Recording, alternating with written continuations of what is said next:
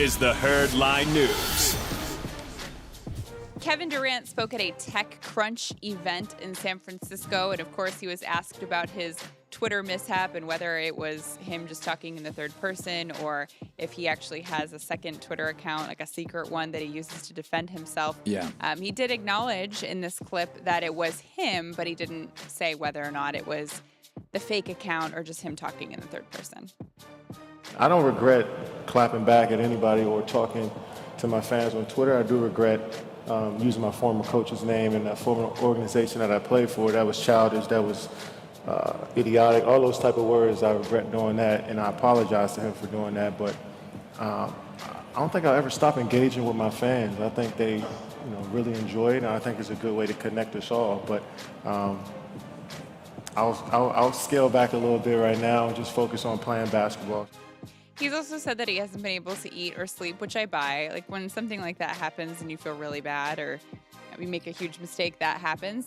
And I think there's something true to what you talked about earlier, and I agree that criticism hurts when it's something that you're worried about yourself. You're a little Otherwise, you wouldn't be defensive about it. Yeah. Unless it's something that you worked really, really, really hard for and you don't like it when people try to take that away from you or minimize it. Yeah. You know what I mean?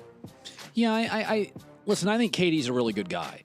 But whenever I see a politician, a celebrity, a movie star, a media person, when I see them get into Twitter battles, the general theme is somebody hit a tender spot. Like, like somebody hit something that's like, I couldn't tell you the last time I was mad on Twitter. Oh, I could, but I don't want to talk about it. But it was probably a grain of truth in it. But generally when somebody says, you're terrible, I'm like, nah, I'm not. I'm good with that. But if it's something that is so strongly not you and people keep bringing it up, that can be hard too. Yeah, it can be. So I can see why he did it.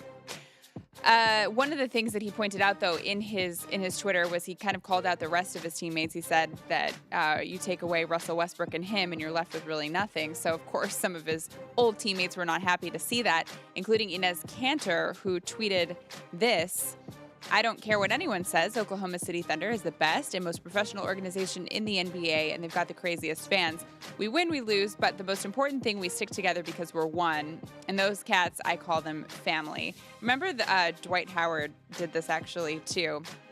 I actually did the interview, and it was when he came to LA, and he said that he played with a bunch of scrubs in Orlando, which came out the wrong way, and then the rest of his teammates didn't feel great about it. So you have to be careful. Yeah, because you don't want your teammates on your current team to think the same thing. You used to be able to think things and say things and nobody would hear them. You go to social media, it's the world hears. The minute you press send, it changes everything. Thanks for watching. Subscribe here to get the latest from the show. Also, be sure to check out more of the best clips from The Herd or go watch a few segments from the newest show on FS1, First Things First, with Chris Carter and Nick Wright.